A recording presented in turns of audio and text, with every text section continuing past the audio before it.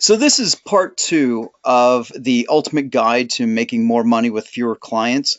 And today I wanted to talk about the three income streams you need to grow your B2B services company, whether you're a consultant or whatever. This is all about growing and scaling as quickly as possible. So, a little bit about me. I'm an executive coach and starting to be a leadership consultant. Dr. Woods and I are building uh, a new company around helping entrepreneurs and executives train new managers. So we're developing a whole new thing there.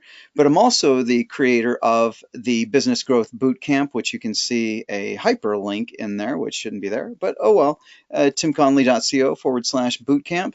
I think a lot of you are probably already on that list, but I've been doing marketing for a very long time.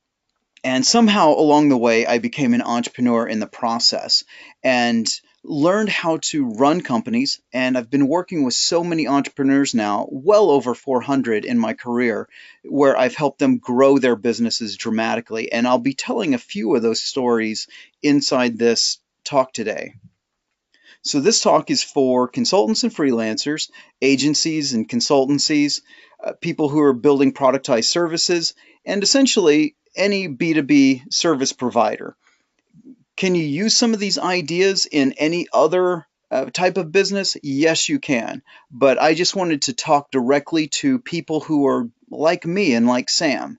So if you're not one of these people, you'll probably still get something out of this talk, and you'll probably be able to get good answers from me out of the Q&A section after this talk. So I'm going to run through these slides pretty quickly, and then afterwards I'll open it up and we can all talk together here. So one of the things that I've heard, and this is why I wanted to do the ultimate guide to making more money with fewer clients, is that so many people say consulting doesn't scale. And they say there's just no way because you have to add more and more people and there's no way to make more money. But then there's also this guy. This guy says, I don't want the service to get too big. They don't want to see things going out of control for themselves. And and because they understand that they're afraid of being out of control. They don't know how to run a company. They don't know how to scale a B2B services company. So they're afraid to let go. There's the type that say it's not even possible, and then the other that says I don't want it to get too big. But what they're afraid of is that if they get more clients, if they get more work in the door, all that means is they'll have to work harder and they'll make less money. And that's all they know. These are basically the two biggest complaints that I've boiled down from B2B service companies is that it's either I don't know how to get any bigger or I don't want it to get too big because I don't have systems that can actually run this company. So, uh, so getting past this more clients equals more work, we want to get to what people really want. You know, they say, I want a business that scales. They want more money, less work, and fewer headaches. That's what we all want. We want to be entrepreneurs. Most entrepreneurs, if asked, say, I wanted to be an entrepreneur. I wanted freedom. I wanted to be my own boss. I didn't want anyone telling me what to do. And yet, when they become an entrepreneur, they become so unfree, it's insane. So let's figure out, well, how big can you scale consulting? How big can you scale a B2B services company? And so I just pulled these. I just did a quick search online just to see how big it could get. And McKinsey, $8 billion a year in revenue. Boston Consulting Group, $4.5 billion. Bain and Company, 2 billion. So these are three of the biggest in the United States. And McKinsey's actually a global group. I think Boston and Bain are also global with offices around the world. But that's the possibility. So if you think, oh, getting past a few $1 million is impossible with your business, then look at these. These companies started off as just a couple of people, and they've all built into billion dollar companies, meaning consulting, B2B services is a multi-billion dollar industry.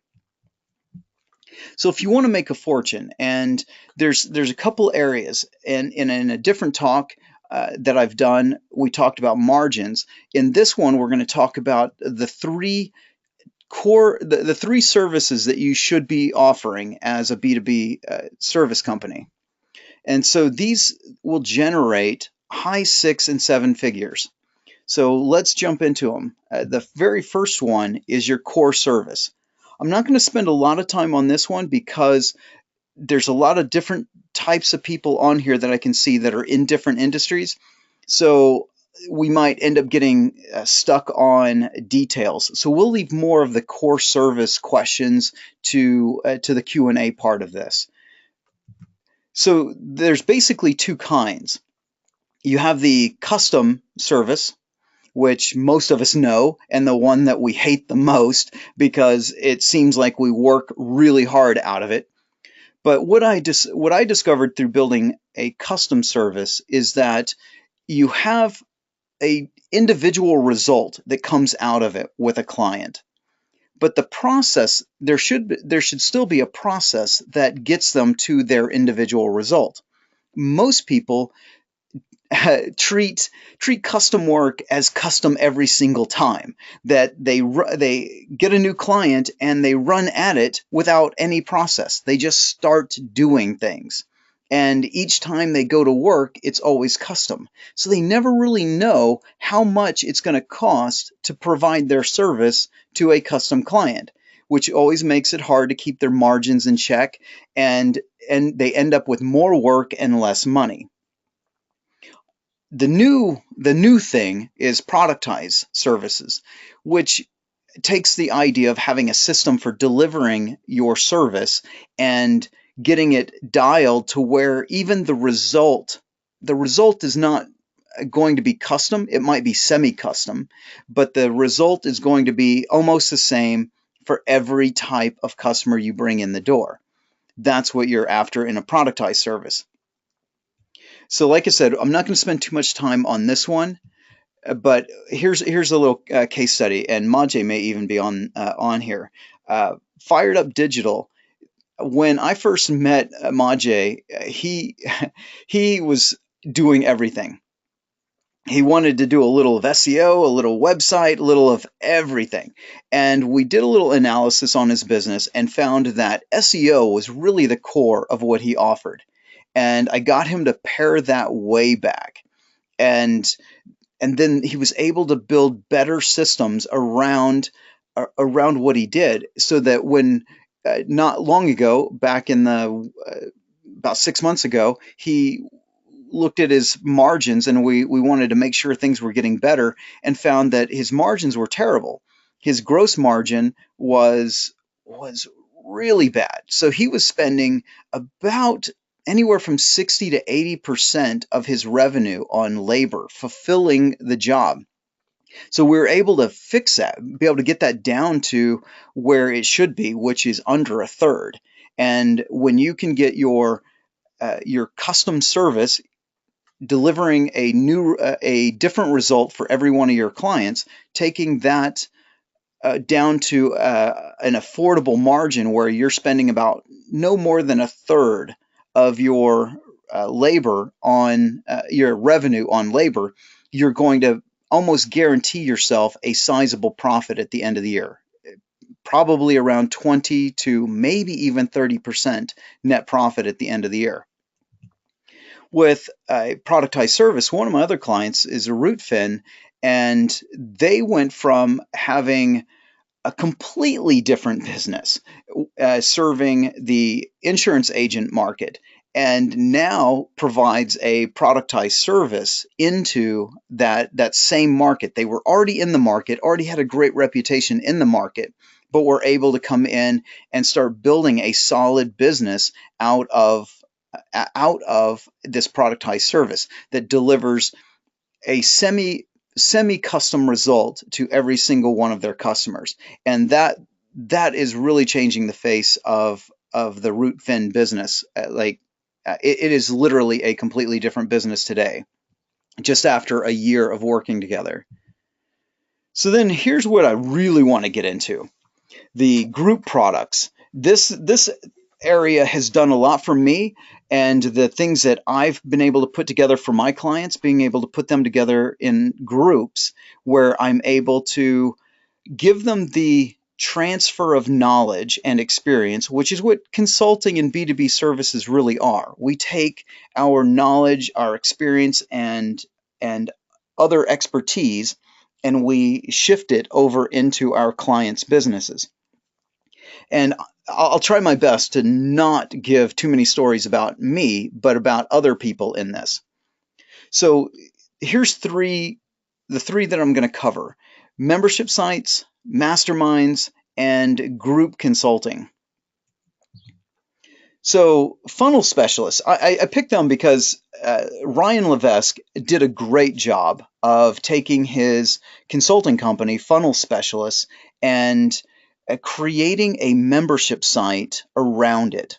There is he has a Facebook group that he charges $97 for a month, and which is crazy. You know, it's a Facebook group. He charges $97 a month for it, and I think there's about 1,200 paying customers. So what is that? That's over $1.2 million a year generated from, actually well over $1 million generated from a membership site geared towards knowledge that was gained from running his funnel specialist business. And so that's what you're trying to do with your business. Is there is that if you think of B2B services as knowledge transfer, experience transfer, expertise transfer, then all you have to do is package it in a way that can serve the same market that you're in, and you'll be able to have more ways of generating revenue with them and getting deeper with your clients. And you might even be able to use this as a lead generator too. I've done this myself. I've built membership sites for my own clients to be able to gain training, and I would sell it as part of the consulting that I would do. They would get access into the membership area so that their employees could be able to get additional training. So it doesn't have to be like Ryan's version where it's training the potential prospect. It could be like my version, which was to train my clients' employees. Masterminds. So I'll share a mentor and friend of mine, Joe Polish. Years ago, when I met him, I had a swimming pool company, and I wanted to get more.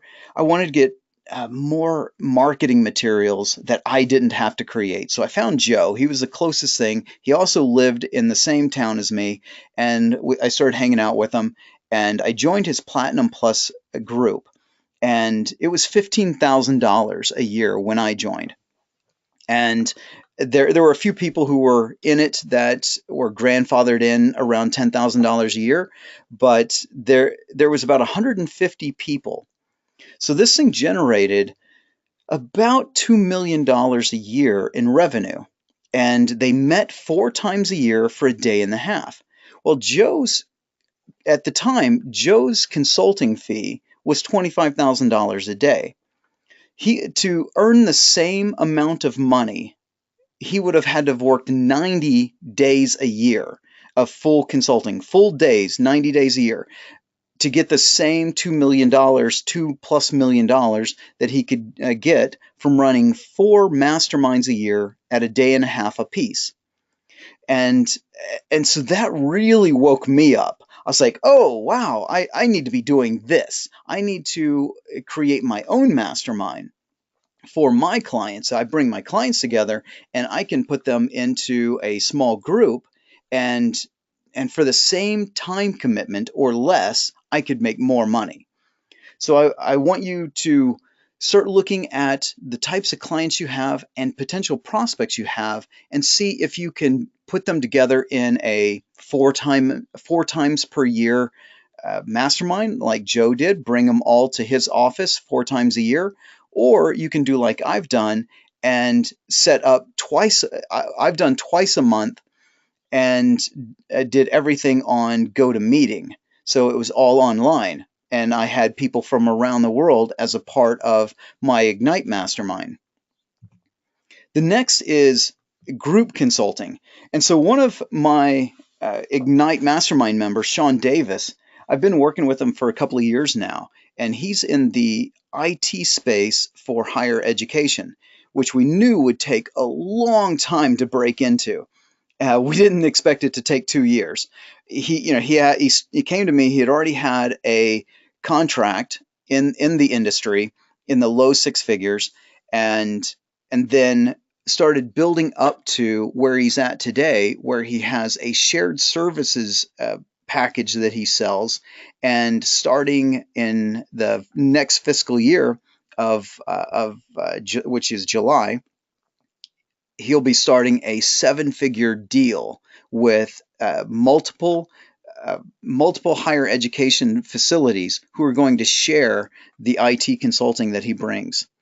This is amazing. This is what he had been working for all this time. So you can even develop ways of selling your core service to more than just one client. You can actually set up a deal where, say, 5 different companies share your consulting service, because neither one can afford the entire fee themselves, but when they pool their resources, they can afford you.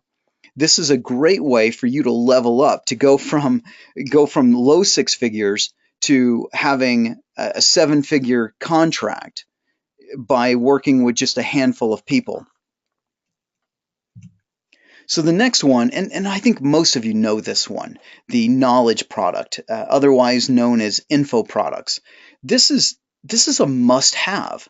This literally is a must-have. You should be doing this anyways, and you probably are with some form of, oh gosh, you're probably doing lead magnets. You might even have a few paid courses, but you should be very strategic about this. This should be a core part of the way you run your company. So just 3 off the top of my head are books, courses, and newsletters/reports. I don't know how many of you in your particular industry have seen like associations and even research groups that provide reports and newsletters and get paid significantly for it. So we'll talk about a few examples here. Book marketing. Selling a book literally can make you a lot of money. I got this advice, and don't do what Tim did. I got this advice early in my career by this guy. His name was, oh gosh, what was his first name? Oh, his last name was Zells. So he did selling consulting, sales consulting and training, and he had a site, I think it was like Zell's Sells or something like that, and he gave me the advice, write a book. At the very beginning of my career, I just didn't think I knew enough, so I never did it, and I put it off and I put it off and I put it off. And which reminds me, at the end of this, we're going to give everybody 2 books that I've just completed literally days ago. So we're going to give you the $1 Million Marketing book and the Leader's Lieutenant book that I just finished. So book marketing is critical to generating leads. It's one of the best business cards you could ever have, is to be able to put a book in someone's hands. And I say that specifically because Kindle and all those are still good. PDFs, they're okay. They just don't have the same cachet as having a physical book in your hand. So one of my clients, Fire Gang, had a physical book, but they weren't using it properly. They weren't getting it out to out to their market the way it should. And I said, this is your biggest asset. If you can figure out how to sell this book, you are going to make a fortune. And it took us a while. It took us about six or so months to get it dialed down, get the marketing dialed. But after it kicked off, I mean, it literally kicked off, and they started generating $10,000 to $15,000 every single month in recurring revenue. So what is that? That's anywhere from $100,000 to $200,000 a year in revenue, annualized revenue every single month, because they used a book to generate leads for their business. Courses, digital marketer, and I picked digital marketer because most of you probably know who they are. Ryan Deiss started Digital Marketer, and they sell courses on how to make money online, how to do all kinds of marketing online. And they've made a fundamental shift this last year. In 2015, they made a fundamental shift of moving over to certifications. And this is something you should be doing. And in the new company that I'm developing called Leaders Within, we're going to develop certifications for new managers. You should have a way to certify your clients, or at least the employees of your clients, so that they go through your materials. At the end, they can claim, I'm certified by this company. And digital marketer, and I put them in here because most of their stuff right now is sort of B2C. It's kind of a prosumer. A lot of people who want to become business marketers, they want to be able to sell online marketing services, are getting these certificates. But their next move, because I spoke to Molly Pittman about this, who runs a good portion of Digital Marketer, and she said their big move, the one that they believe will make them many millions of dollars over every single year for years to come, is when they get into the corporate space. When they do corporate certifications for the employees in Fortune 500 companies. That's going to be amazing for them. The next is John Warrillow. I picked him because you guys probably have read his book, Built to Sell.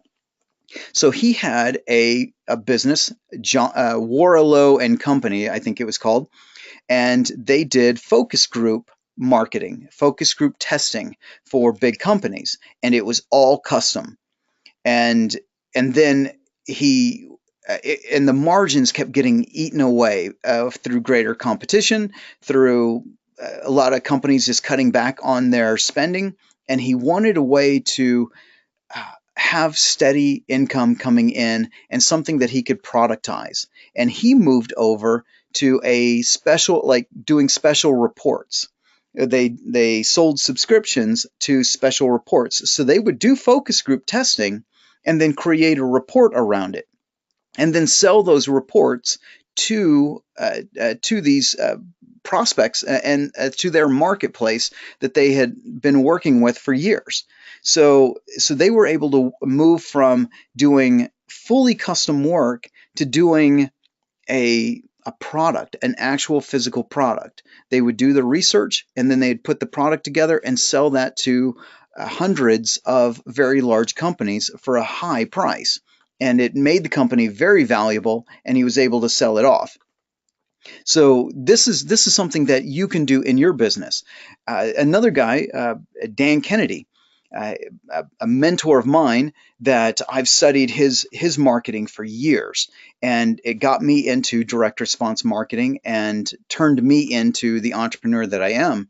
And I watched him go from a guy who was doing a lot of speaking, a lot of consulting. When I discovered Dan years ago, he was still actively taking copywriting jobs, but then he started a newsletter, and that newsletter went on to make millions and millions a year, where all he had to do was write a few pages per month, and that was it. And then other people wrote the rest of the newsletter, and it got shipped out, and he generated millions in revenue just from a newsletter. So, like I promised, I'd go through these. I'd go through this really quickly so we could open up for Q&A.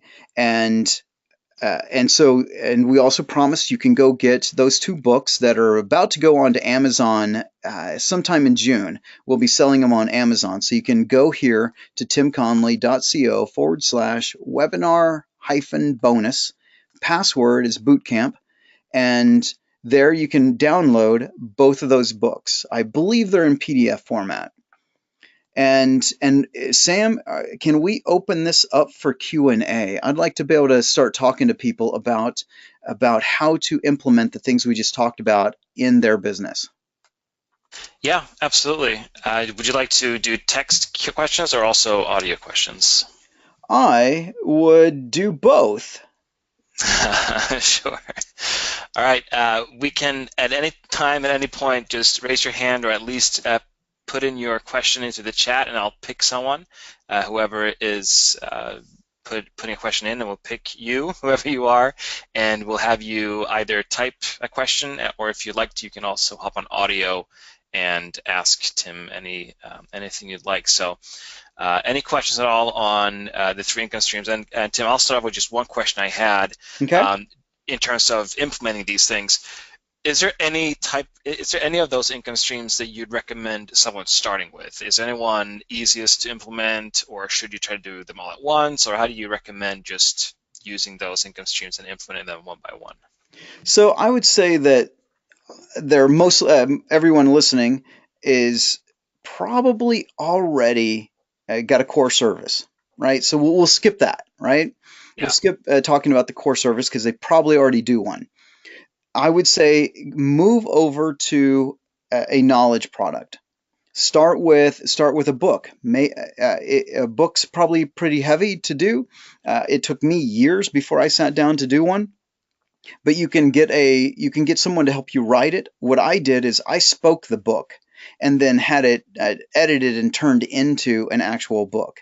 So that was a way for me to get past that whole writer's block issue. But if you want to do a webinar, I didn't mention those, but what we're doing right now is just educating the marketplace by doing a webinar. You can easily do this. Sam and I put this thing together last week, and as you can tell, I probably should have practiced a little more. But I would start with knowledge products as the best way to expand your business, to start generating additional revenue, and also to generate more leads. Because someone who will come in and buy your book or will buy a course from you, they may come in at, let's say you sell a course for $197, and they come in, they're like, yeah, this is great, but I'm not going to do this myself. And then they'll contact you and say, hey, I'd like you to do it for me. And so it works really well together. So the group stuff, though, that's a little harder to accomplish. You need a pretty solid relationship with people and a lot of authority in your market to start getting a group system set up so you can get paid that way. So I would say that would be the thing to do after you've started info products. Great. Awesome. We have a question from John Logar, and he is All mic'd up, right. so I'm going to have him hop on in just a second. I'm going to unmute John, and I believe you should be unmuted. John, go ahead. Hey Tim, hey Sam, how you doing? Good. Hey, How are you? brother, how you doing? I'm good, man. Hey, I just want to thank you both for putting this on because this is a fantastic presentation, by the way. Don't understate yourself, Tim. This is an awesome structure for sharing this type of content with people, and I think the model that you've presented is fantastic. My question around the group consulting, or essentially is around the group consulting area, and I guess, and it's not, obviously for those who listen, it's not a confusion thing. Essentially, group consulting would be classed as a group coaching type methodology to a vertical market or to a designated market. Can you elaborate a little bit on how you see group consulting working? Okay, so I'm glad you brought that up because I wasn't sure if I should. I kind of hinted at the Platinum Plus from Joe Polish when he did that with carpet cleaners. That group of people, it was not consulting, it was coaching. They came together and they learned how to be better at what they did, but also to have a better mindset, how to learn how to think about the problems they ran into. And then, but you can, like I said, you can also do shared services, which is a form of group consulting where you put people in and you're actually doing something for them. You could be going in, like Sean Davis does, and providing IT consulting services to multiple people at the same time. But the group coaching, I think a lot of people don't believe that their market will pay for coaching. Sean Davis even found that with the IT executives in higher education, they want to be in group coaching too.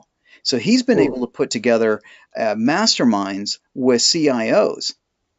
I think it's a brilliant revenue stream for him, and that alone could generate a couple $1,000,000 a year by putting say 50 to 100 CIOs from higher education into a group together, and all they do is work on the strategic issues that they all have in common. So he would be able to facilitate this, and then they would get the bonus of having these other really smart CIOs sharing their knowledge with them. And so you can't undersell the power of putting your customers together, because they'll get more value than just having your brain solely. Just having access to just you. They'll have access to you plus your other clients. I guess it's like a mini association of like-minded people. Yes, you could look at it that way too. Is that you are creating your own version of an association, and if you do, then that makes it easier to have certifications too. Absolutely. It also gives you enormous credibility within a vertical market. Right, exactly. Awesome. Thank you. All right, John. Yeah, John, thanks so much. I have another question from Mel Riches, and I'll read it out. And Mel, if you want to hop on audio, you're more than welcome to do so, but I will start off by just reading your question. I have a new done-for-you service I want to offer, but thought about offering it as a course, as a done-with-you with some consulting. But I see the done-for-you model more profitable, but is more demanding with operations and management. What would you suggest to do first? As a course model could lead to building the done for you and vice versa. Both have their own challenges, and not sure what makes the most sense financially and freedom and so on and so forth. Does that make sense, Tim? Yeah. So which to do first? Well, if it's brand new, you might not know all the different steps yet. You might have an idea of what those steps are, and you could probably put that into a course. You could say, here's what the steps are, and it not be complete because you haven't done enough of these to know what nuances are going to come up. So typically I'd say do the service first and get good at doing it for a while, because then you would have intimate knowledge that you can share inside your course. But I would not have that be your reason to not move forward. It's so easy for us to come up with excuses to not move forward that I don't want that to be used as one. So I would say do some of the done for you, but I already know Melanie, so I already know she has expertise. So I think she could put out a course and it would be really good and it would be really solid and helpful. So some people that are going to be potential prospects are not really qualified. So they come and they get that and they go, okay, this is great. I'm going to go do it myself. And now Melanie doesn't have to do that sift sorting and screening in her sales process because these people have already sorted themselves out. Then the people who go through it and go, yeah, there's no way in hell I'm doing this myself. I'm going to talk to Melanie and see if she can do it for me. Oh, look, at the end of the course, it does say, I can do this for you. So I will set up a call with Melanie and talk to her about doing the done for you for me. And now they are pre-sold on your authority. They know, they've seen that you have expertise, and now they believe you to be the authority in the market to work with. So they will be willing to pay a premium to have you do this work for them. Hopefully that answered it. Great. And obviously, Mel, if you have a follow-up question, just put it in as well. Another question from Christopher Browning. Hi, Chris. How are you? When writing a book or PDF, how much of the farm/complete knowledge should I put in the book? And I think that relates to how much of the farm should you give away? How much do you, do you give them everything, or do you hold back? And how should that work? Okay, so there's this cliche in the marketing world of be useful but incomplete. And I think it's bullshit.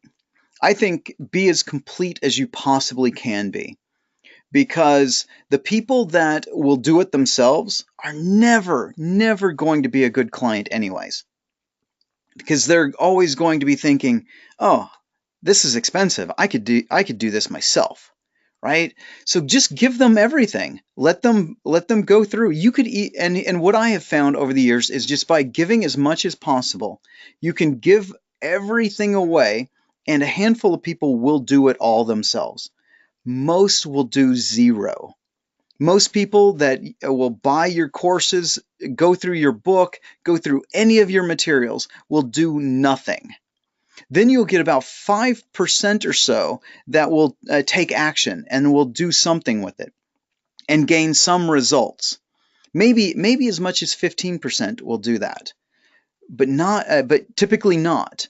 And then you'll have maybe less than 5% to down to 1% that'll have great results with your materials and never actually need to hire you.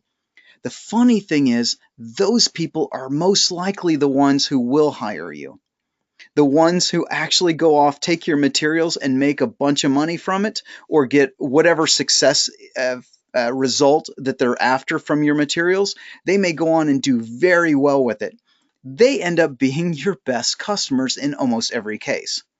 So I say give away as much as you possibly can, because what that will do is just whet their appetite for more.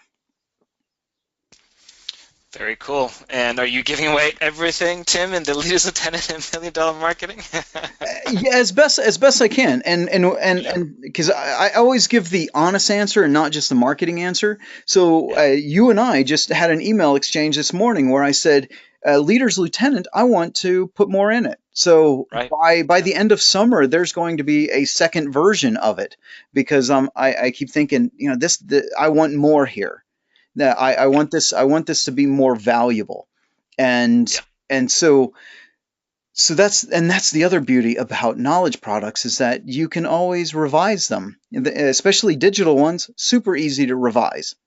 And by the end of summer, there will be a version 2 of Leaders Lieutenant, and I think it'll be 100 times better. It's good now, but I want to make sure that people who read the stuff that I put out or come to a webinar get a immense amount of value, because eventually the people that would be my clients anyways, they're going to come back. They're going to go like, yes, I love this. I want more. Great. We have another question popping up. What do you think of paid workshops, like a video group call, versus a course? And that's from Mel Richards again. Oh, well, I love them. Another name for them would be like an online summit. There's a whole bunch of different ways that you can structure this. You can set up a webinar series much like this and go through and train people. You could do it live. You could do it live, record it, and then sell it as after the fact. There's no limit to how you can go about selling the knowledge and expertise that is stored in your head. Cool. Very good. Another question here is, in regards to scaling, are there any of these income streams that are particularly well suited for scaling quickly, and that, going from 6 figures, whatever that might be, to hitting the seven-figure mark, like 1 or 2 million? That's a really good question, because yes, to all of them, right? That's the thing is scale. You actually have to have a definition of scale. So a lot of people have this idea that that scale means, like in the software business, I made it once and it's digital, so now I can sell it to millions of people, right? That's fantastic. And it scales by adding a new server.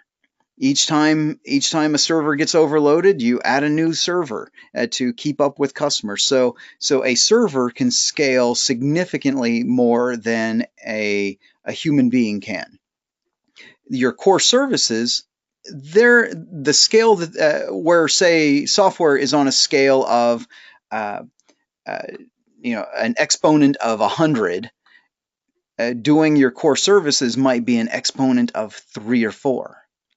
Right? So you might be Yeah. only going up at that rate. That's still pretty fast, and it can literally generate billions of dollars in annual revenue. Is it how fast can you do that? I've seen going back to Ryan Levesque with Funnel Specialists when he did his book launch. That I got some secondhand knowledge on that it generated millions in consulting revenue. Just quickly shoved in a lot of work into Funnel Specialists because of that launch. So even core services can grow rapidly. A lot of people are attracted to the knowledge products because they have that potential of making it once. It's digital, and you can sell it, thousands and thousands of times, and you can also do it in your sleep, right? The whole internet lifestyle dream. So that's why I say start there. But then you look at group stuff, and uh, with Joe Polish, I was working with him back in 2007 to 2009, and then he built his Genius Network program. And the whole idea started off with, what if I could get 20 people to pay me $25,000? And that sold out so fast that he got another 20 people. So he had 40 people as giving him a check for $25,000. What is that? $1 million? That's $1 million, right?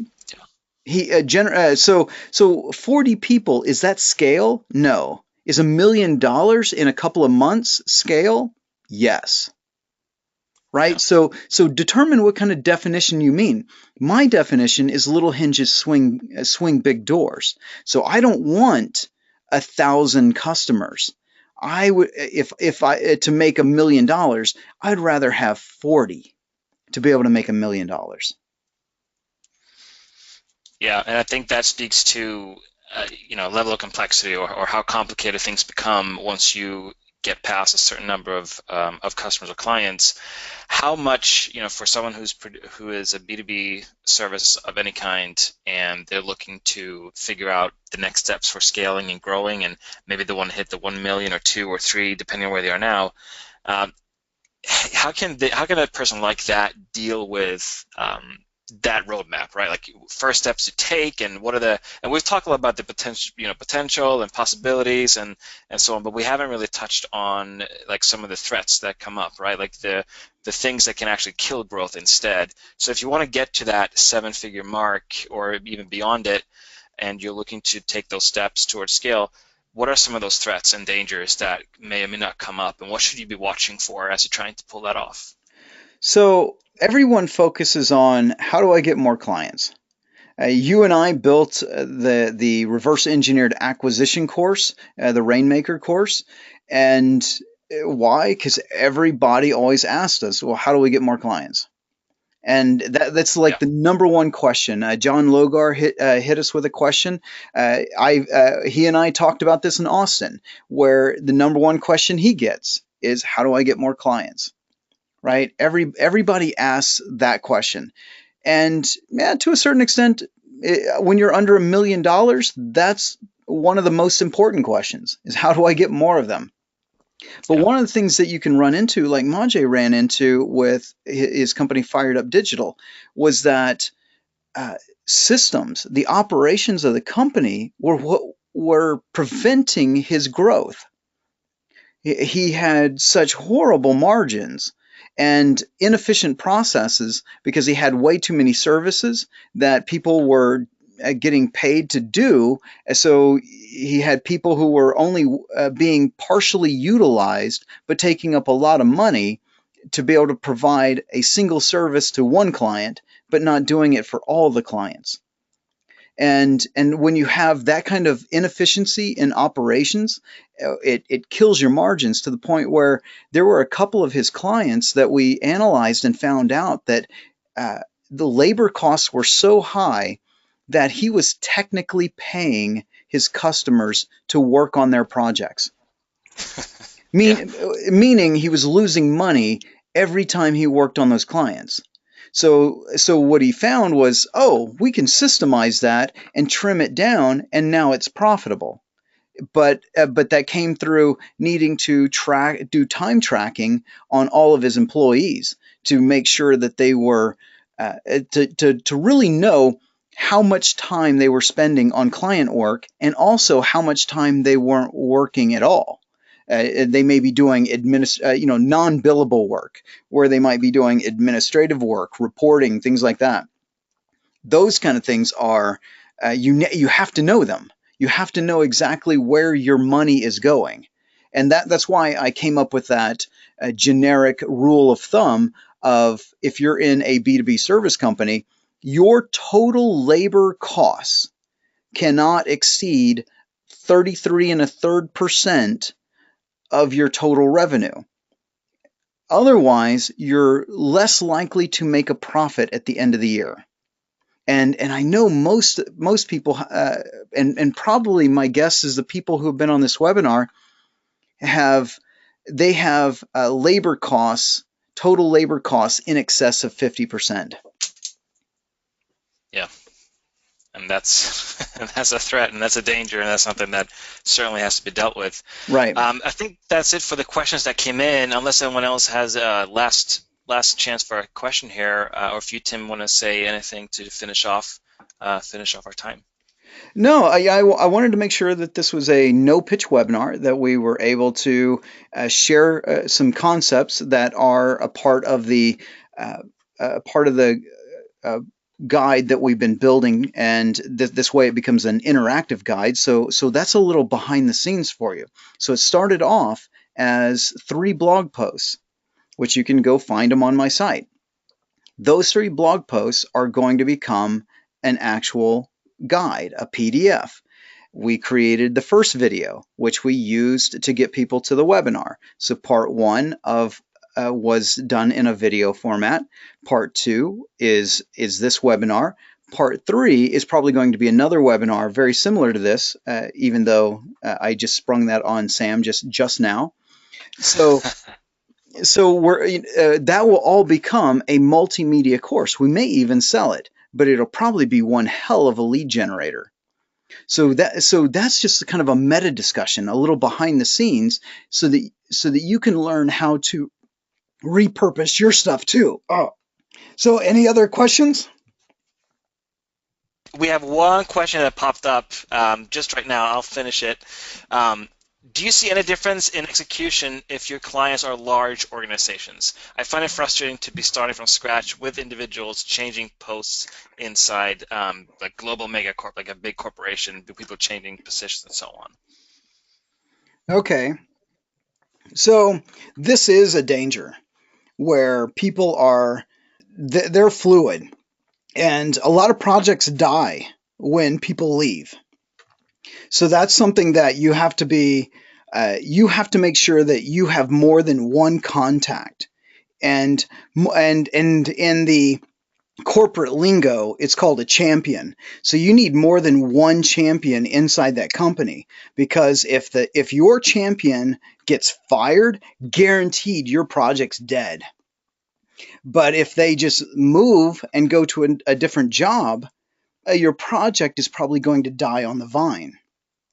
So I would say make sure that when you get into working with larger clients, that you have multiple champions inside that company. Cool. Sounds good. I got a few questions asking if there'd be a replay. We did record this webinar, so we'll share this with you guys who attended. And of course, don't forget to go to timconley.co/webinar-bonus to get those books that we talked about. And I see a lot of people saying, thank you, Tim, for sharing. Great webinar. Go get a drink, Tim. Oh yeah. Thanks, Dan Sola. Yeah, I'm surprised it was something that nice that he said to me. Yeah. Oh, one. We have a few like questions trickling in. So we have one from I will screw up his name, but Bronco, I think. How Yeah. do you get over believing that you are charging too much? That's a big question. Oh, so I love that question because that is really around that's really around your self-worth.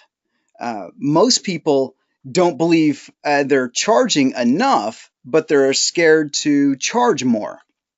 I like the phrasing of that, getting over believing you're charging too much. I like that phrasing because I've never seen it put that way. It's a self-worth issue. It's not a market issue. Most people are immediately undercharge, and they're not undercharging to be strategic. They're undercharging because they're afraid to charge more. And this in my circles, the my peers that I talk with on a regular basis, we've been having discussions lately about people who go into the bottom of a market because they're uncertain. So even and I'm kind of guilty of this with the Leaders Within program, which is for new managers. Well, I had access to my clients who were in the low millions, and we built a pilot program for them and said, here, we can do this for your new managers. The best and brightest that you have, we can show them how to lead their departments. And we built a pilot program. Well, technically, that's at the low end of the market. I entered at the low end, but I didn't do it out of a self-worth issue. I did it out of expediency to be able to immediately build an MVP. But in the talks that Sam and I have been doing, we're planning on going after much larger companies where there's significant money, where it's possible to charge $1 million a year for a contract to train their new managers. We want to go up market as fast as possible. So, will we get there? We'll see. But we always have to take a look at, well, what does the market wish to pay for this? Typically the answer is as low as possible. But if you were to go into a large company and you gave them a low price, they would laugh you out of the building. They would not take you seriously because they would be like, oh, this guy doesn't know what he's doing. So the one part is go after bigger markets and charge appropriately.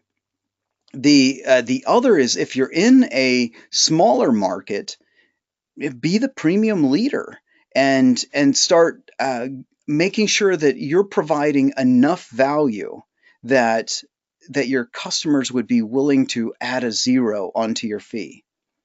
If and I just had an email exchange with a guy about this where he was charging $4,000 for websites, and the whole idea was let's go to being able to make 40,000. He's like, I want to figure out how to add a zero onto this, and I'm like, that's perfect. That would be a fantastic way to go.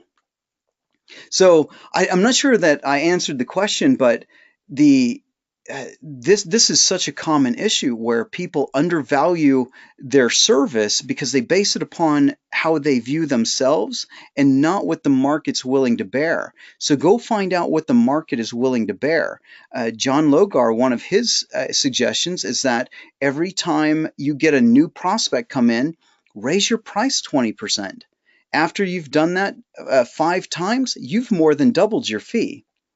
And when you get to the point where people start saying, nope, I won't pay that, that's too much, then either you stop there with your price or you find a bigger market that's willing to pay more than this. Yeah. Good stuff. All right. I think that'll wrap it up.